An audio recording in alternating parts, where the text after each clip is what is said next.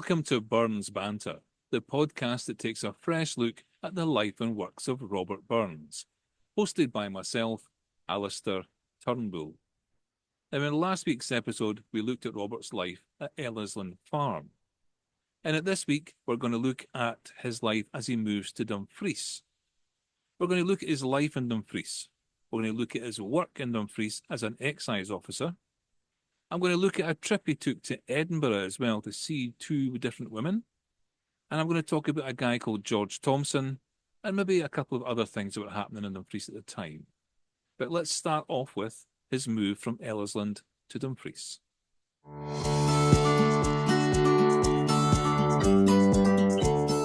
Okay, so Robert's leaving Ellisland Farm. Now, he's leaving the farm because he doesn't believe it's a very good business idea to still be a farmer. He feels like he's losing money on it. But he was lucky to get out the lease. He actually signed the lease for quite a long time. And the reason he got out of signing the lease, he was actually able to rescind the lease on the 10th of September, 1791, only because the owner of the farm, a guy called Patrick Miller, wanted to sell it to the farm next door. The landowner that had the farm next door wanted to expand. He wanted to buy Ellisland. Patrick Miller said, okay, let's do that. But a part of that was that Robert had to vacate the farm, which was very lucky for him. He would have had an argument on his hands if he hadn't had the opportunity. So he left the farm. He moved to Dumfries. A couple of things as he left the farm, though. There was some arguments about fences that were broken, and the new landlord wanted Robert to pay for them. He wasn't having any of it. But there was a bill from the new landlord, the new landowner, sorry, that was quite correct. And the bill was 6 shillings for some new windows. And now, I know that's quite correct because Robert always had a habit of writing on windows with a diamond-tip stylus. And he did that at Ellisland. He wrote on quite a few of the windows at Ellisland. I don't know what he wrote, but whatever he wrote, he didn't want it left behind. And he actually asked his wife's nephew, I think it was, to go to Ellisland and smash the windows, which he did. He went up and smashed every pane that had writing on it. So the bill for 6 shillings, which is what he was given by the new land owner, was quite correct. I wish I knew it was written on the windows. That might have made for an interesting story, but I might look into that for another episode. So he left Ellisland, and that was the last time that he was a farmer. He was never a farmer again. And he moved to Dumfries. Where about in Dumfries did he move? Well, he moved to a small place called Bank Street. And he moved to a 3-room apartment and a kitchen. It was on the first floor of a tenement flat, a tenement building. Not very nice at all, very cramped. I mean, Robert and the family are used to living on a farm, and they're now in this very small street, which is called a Vennel, and only in 3 rooms and a kitchen. It's a bit cramped for them.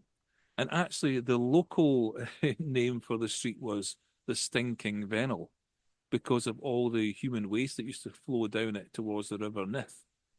So I'm not entirely sure he's chosen a great place to live in Dumfries. Maybe it was cheap, I don't know. Anyway, that's where he is just now. That's where he is with the family. That's where they've set up home. Let's now look at his work as an exciseman.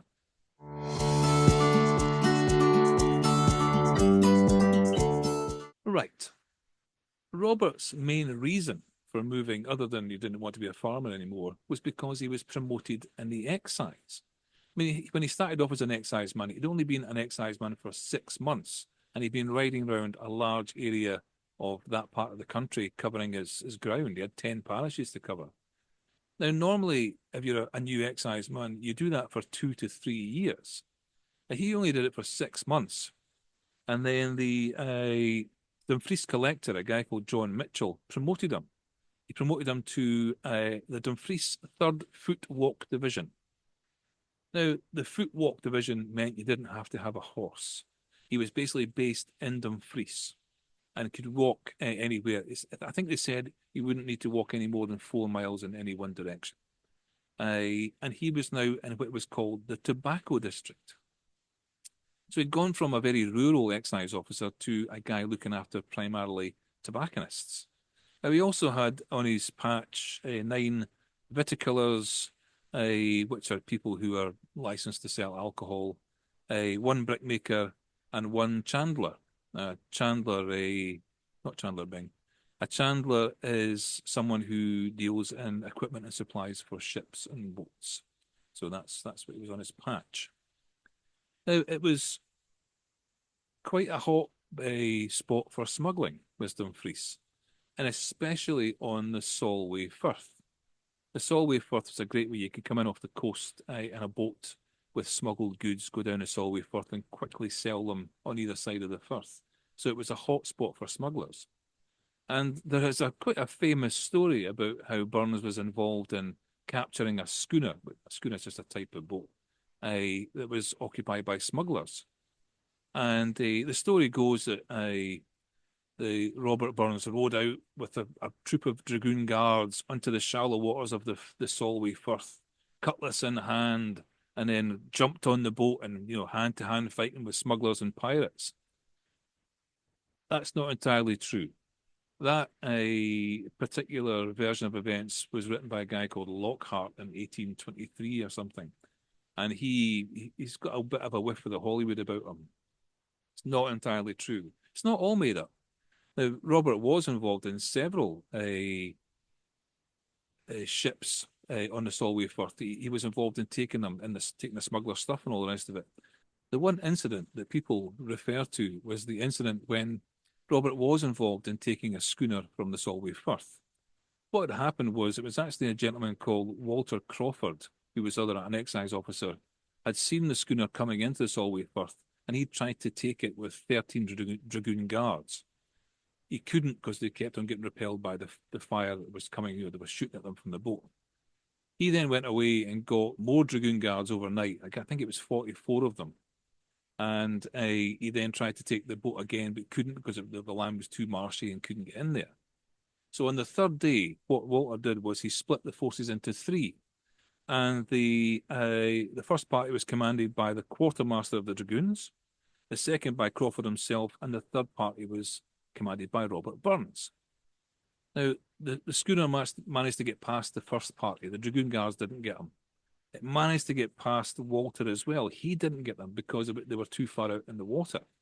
But by the time they got to where Burns was with his small amount of dragoon guards, they could enter the water. They could get up to their waists in water and head towards the boat. But it's not quite on horseback, cutlass in hand, because eventually the smugglers just gave up the ghost.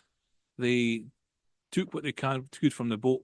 They jumped over the other side. They headed towards England. But before they went, they put one of their cannons on the middle of the deck and shot a hole through the middle of the boat. And that is the story of the schooner that Burns took while he was an excise man. It's not the story I wanted to tell. I wanted to find out that it was cutlass in hand and jumping on the boat and all the rest of it. But it's not. That's in fact what it was. The other one thing about this is what they do with all the smuggled goods is, and the excise officers count up what's there, and then they then make a public sale the next day and pay the proper taxes and all the rest of it. Robert stupidly bought the 4 cannons that was on the boat, and he then tried to send them to Paris to the French revolutionaries because he was very much in favour of the French Revolution. Now, the guns never made it to Paris. They were actually stopped before they crossed the English Channel. And word got back to the customs and excise people that Burns had sent guns to Paris, and he got into a lot of trouble for it. I mean, only Robert could go onto a boat, get the smugglers to give up, and then get in trouble for it later on. Anyway, he was not a good businessman. He did not make very good decisions sometimes. Anyway, for the rest of his time as an excise man, he did quite well. He was okay. Let's move on to his personal life.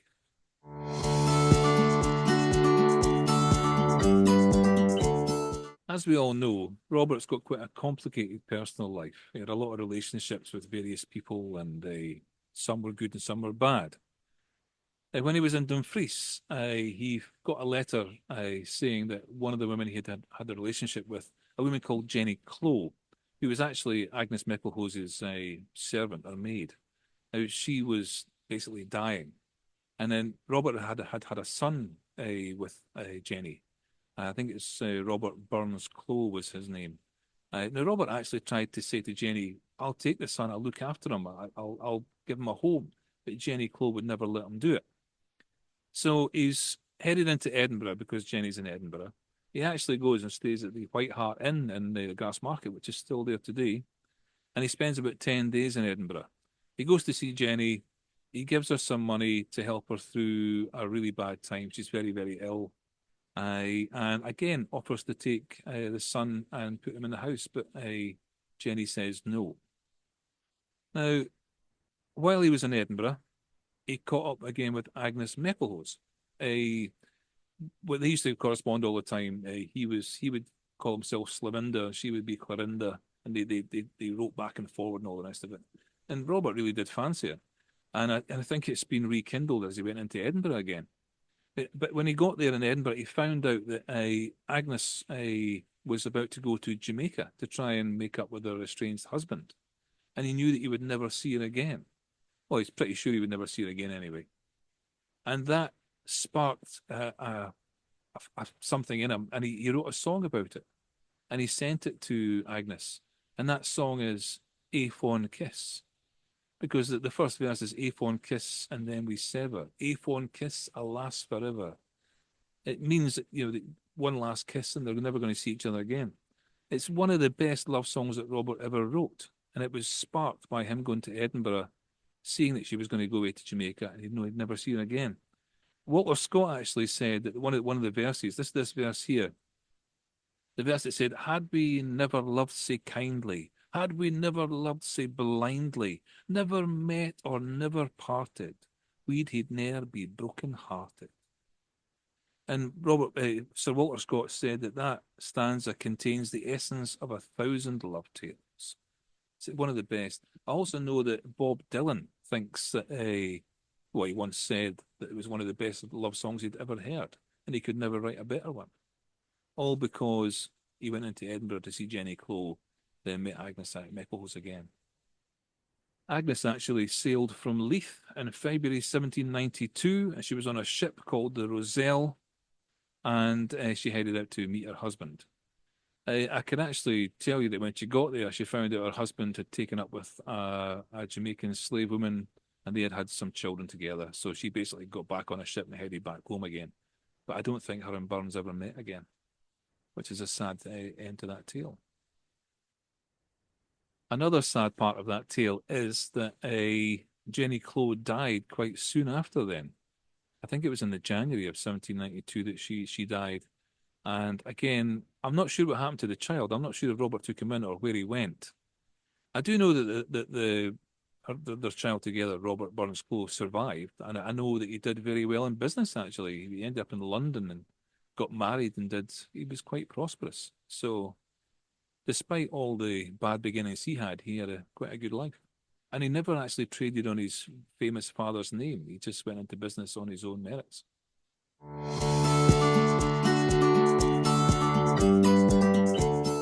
Okay, now Robert's in Dumfries. He's not particularly enjoying it in there. He's quite a black mood. I'm not surprised with the living conditions he's got. But he's still working hard as an excise man, and he's still working hard for the Scots Musical Museum, which is alongside a guy called James Johnson. He's writing a lot of songs for him and putting it in there. But then another gentleman comes on the scene, a guy called George Thomson. Now, George Thomson was a civil servant and worked for the government in Edinburgh, but he had a passion for music as well. And George was trying to put together some original Scottish airs, some original Scottish songs, and he was trying to get composers such as Haydn and Beethoven to write music for him. He was going real high end. And he contacted Robert Burns and said, "Would you write some songs for me?" So Robert Burns said yes, he would, but he wouldn't be rushed into doing it. He would do it when he had the time. And I can understand that. When he's working full-time as an excise guy, he's a family man, he's doing stuff for James Johnson. It's just crazy the amount of stuff he's doing at the time. But he did find time to do it, and he put in a lot of songs to George Thomson and ended up being included in a book called Select Collection of Original Scottish Airs. And it was meant to be a very nicely bound book and all the rest of it, very upmarket, high class. And that appealed to Robert because the Scottish Musical Museum was quite a affordable book. It wasn't quite as high class, and I think he wanted to print something that was really nice. And he did. He did it with George Thomson. And he kept on doing it. He kept on sending him songs and more songs at this part of his life. In fact, he kept on sending George Thomson songs right up till the day he died, I think. So that's the start of another relationship with music and songs.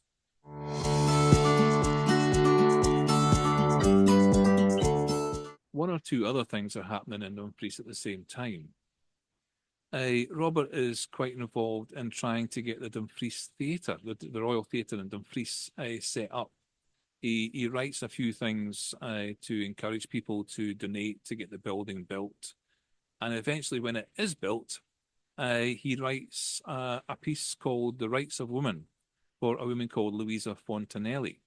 And it was performed on a night in 1792, a benefit night as well. So Robert was quite involved in the theatre there. He quite liked to be involved in that. But again, he got in trouble in the theatre because he was accused of leading a cry of Caïra. The Caïra is the French revolutionaries' cry, the war cry. And he actually put the phrase Caïra in the poem The Rights of a Woman. And the excise people almost had him sacked because of it. He was kind of skating quite close to the edge of respectability there. So Robert again, maybe not making the best choices in life, but being himself, a rebel. There's another couple of things worth noting that happened in 1792. One, Robert was a father again. He was presented a daughter by Jean, and her name was Elizabeth Riddle Burns. The Riddle was actually named after Mrs. Riddle from the Glen Riddle estate, the estate that was just along the road from their farm at Ellisland. And the other thing that happened in 1792 was Robert was admitted to the Royal Company of Archers, which is a very prestigious thing. The Royal Company of Archers is like a symbolic King's Guard in Scotland, It was more of a ceremonial thing, but very influential people were there. And him being invited to be a member of the Royal Company of Archers was a great achievement and one that he liked very much.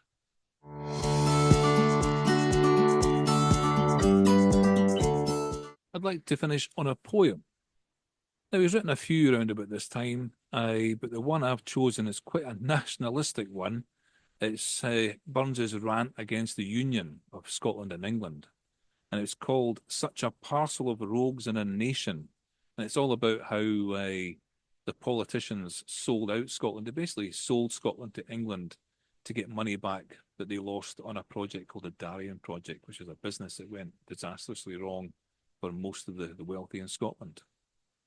So here is the poem, Such a Parcel of Rogues in a Nation. Farewell to all our Scottish fame. Farewell our ancient glory. Farewell even to the Scottish name, such famed in martial story.